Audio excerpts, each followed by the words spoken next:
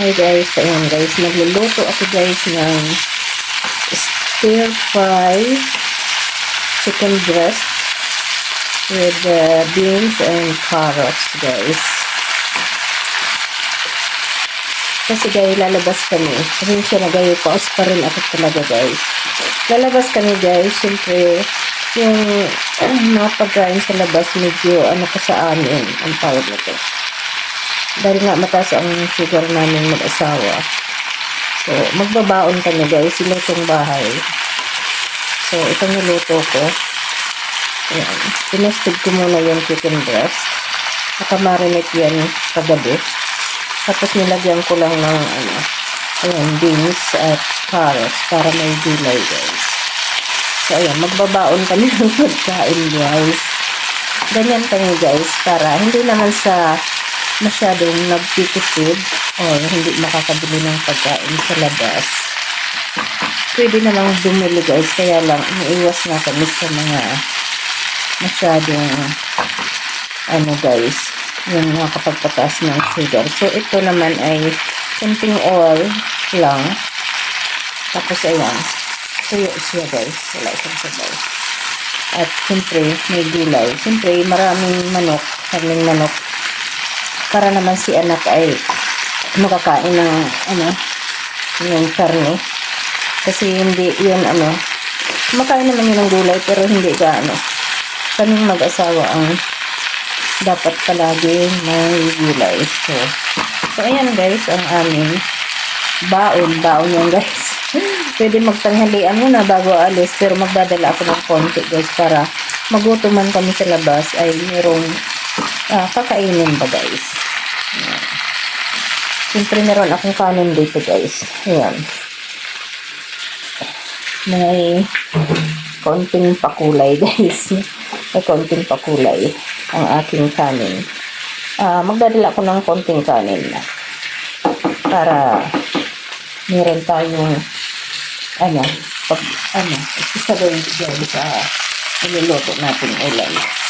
Luto na to guys. Thank you so much sa panonood. Medyo update lang to guys. At ito nga pala maraming salamat guys sa mga nanonood sa aking video.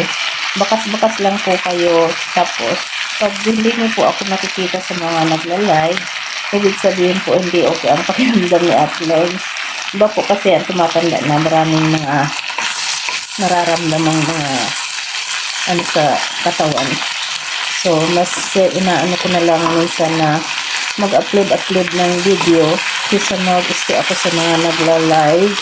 Basta yung mga nagbabakas din sa video ko, sure naman pong babalikan ko, at kahit mahaba po yung video nyo, pwede ko naman pong tambayan kahit hindi ko panoorin na talagang titingnan ko. Pwede naman itambay ang city, mahalaga matapos at yung mga harang ninyo ay ma-play natin. Di ba? Ganyan naman po tayo sa YouTube. Kailangan natin yung mga harang. Hindi natin masasabing, skip mo na yung harang. Hindi po. Yun talaga, sa totoo lang, yun naman talaga ang natin sa nag-YouTube. Maraming katulad ko na sa umpisa, sasabihin na libangan lang. Totoo naman po, libangan lang yung pag-YouTube, lalo na pag nandito tayo sa ibang bansa. Pero, natural. Lahat naman tayo gustong kumita yung YouTube natin. Masaya po kaya kahit konti yung kita natin sa YouTube, ay kapag nakapagsahod yung YouTube channel natin, ay iba po yung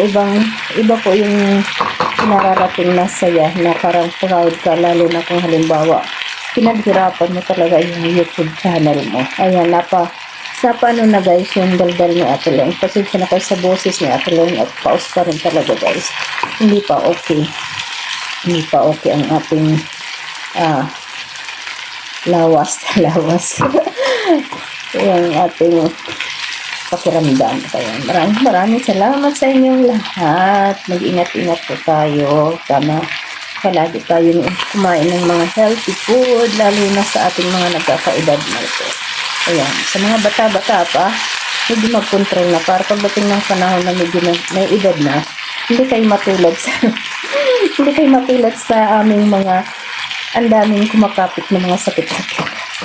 Maraming salamat guys. Makapadami ang dardar ni Ate Lois guys. Salamat. Thank you so much talaga sa lahat ng nagsusupport. Bakas-bakas lang. Comment lang po kayo dyan. Kapag may oras po si Ate Lois, bibisitahin din po ang inyong mga YouTube channel. God bless everyone. See you next video guys. Basta kumusta at mag-ingat lang po tayo lagi. Ayan. God bless everyone. Love, love.